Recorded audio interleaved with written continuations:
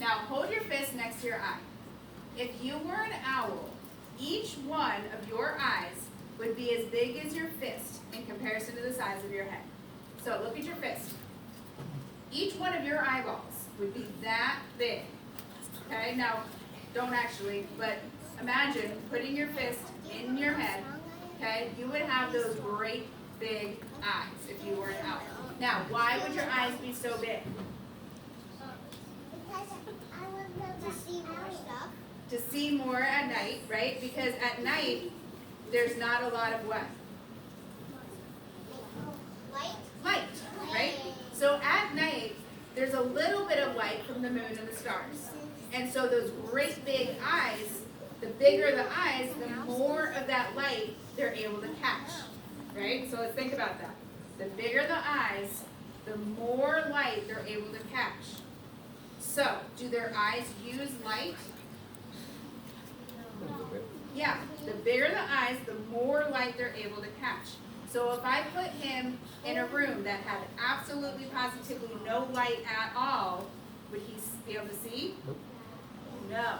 His eyes use light, just like ours. But because his eyes are so big, they're able to catch all of the light and use all of the light. And that helps him to see really well at nighttime. So at nighttime, he can see as well as we do on a cloudy, rainy day. Now, there's two downsides to those really big eyes. Number one, if I hold my head still, what can I do with my eyes? I can move them, right? I have a 16-year-old son. He's really good at moving his eyes in this sort of direction, like that. We can move our eyes. His eyes are so big that there's actually not enough room for muscles to move his eyes.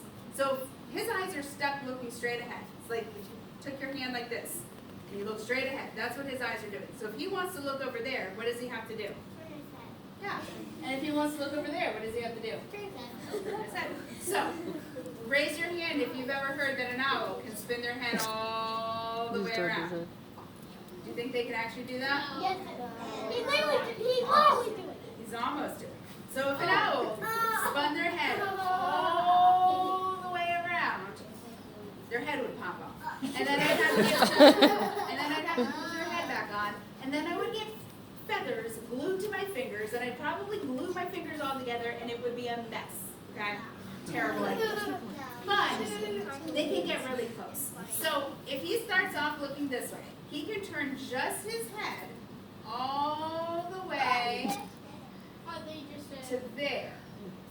Okay? Then he can go back to the front, and then he can turn all the way to there. So he can turn to look over any part of his body that he wants. He has 360-degree vision, but not 360-degree rotation. It's kind of a subtle but important difference. If you're ever in the woods and you find an owl who's spinning their head like this, I want you to turn around and go the other way because that is not an owl.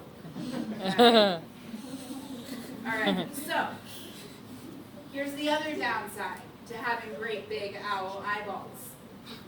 What's the biggest thing in our head? What's the biggest thing in his head? His eyes. What does that tell you about his brain? He's got a small world. Who's ever heard the phrase, a wise old owl? That's a good one. I have been working with birds for over 20 years. And I am here today to tell you that while I love owls dearly, they're not exactly wise. And that's okay. They don't read books.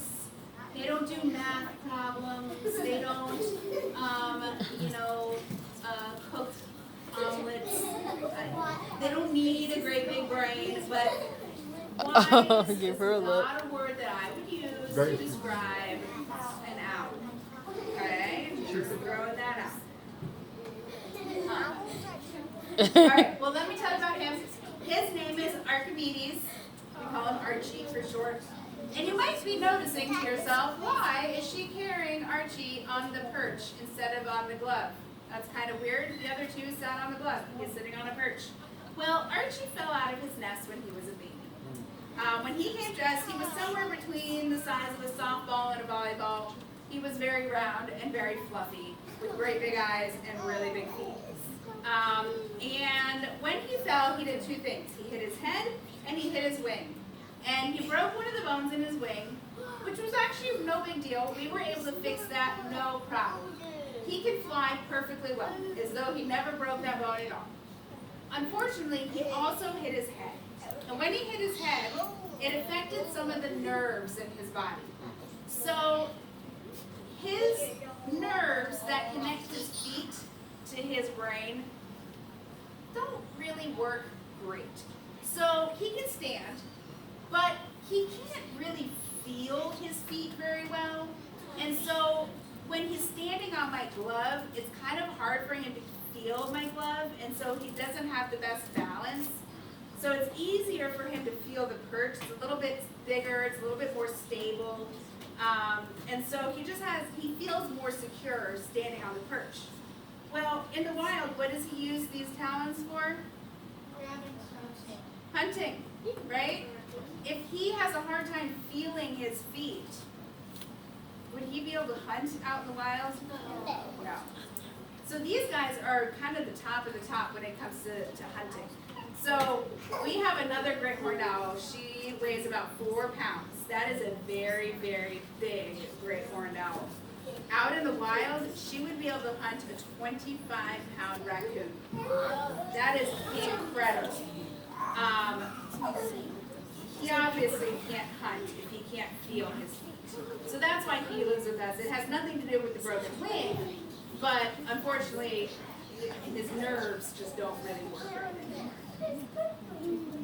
All right, does anybody have any questions about Archie or any of the owls that we've talked about, or anything owly? Have any of them had owls? Yes, actually. Let me put Archie away and I can show you.